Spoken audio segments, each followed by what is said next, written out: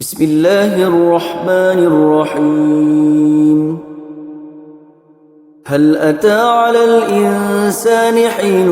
من الدهر لم يكن شيئا مذكورا إنا خلقنا الإنسان من نطفة أمشاج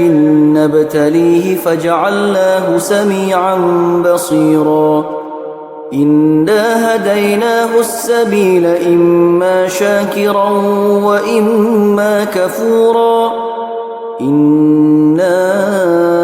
أعتدنا للكافرين سلاسل وأغلالا وسعيرا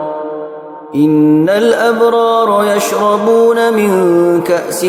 كان مزاجها كافورا عينا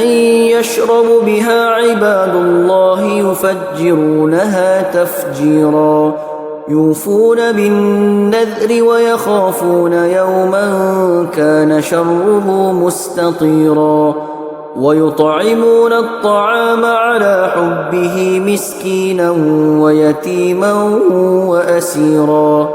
إنما نطعمكم لوجه الله لا نريد منكم جزاء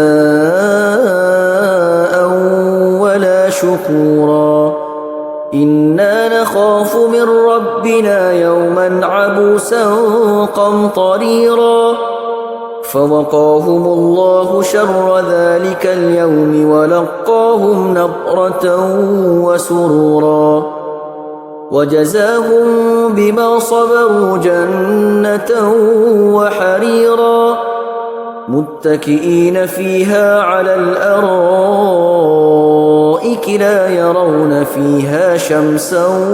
ولا زمهريرا ودانية عليهم ظلالها وذللت قطوفها تذليلا ويطاف عليهم بآنية من فضة وأكواب كانت قوارير من فضة قدروها تقديرا ويسقون فيها كأسا كان مزاجها زنجبيلا عينا فيها تسمى سلسبيلا ويطوف عليهم ولدان مخلدون إذا رأيتهم حسبتهم لؤلؤا منثورا وإذا رأيت ثم رأيت نعيما وملكا كبيرا عاليهم ثياب سندس خضر واستبرق وحلوا أساور من فضة وسقاهم ربهم شرابا طهورا إن هذا كان لكم جزاء وكان سعيكم مشكورا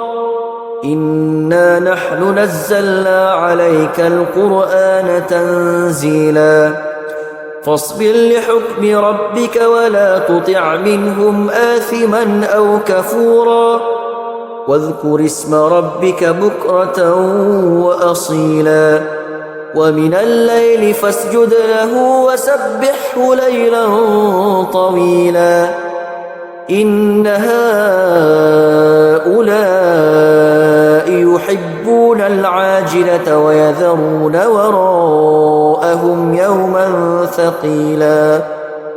نحن خلقناهم وشددنا أسرهم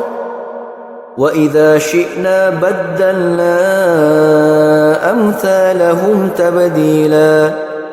إن هذه تذكرة فمن شاء اتخذ إلى ربه سبيلا وما تشاءون إلا أن يشاء الله إن الله كان عليما حكيما يدخل من يشاء في رحمته والظالمين أعد لهم عذابا أليما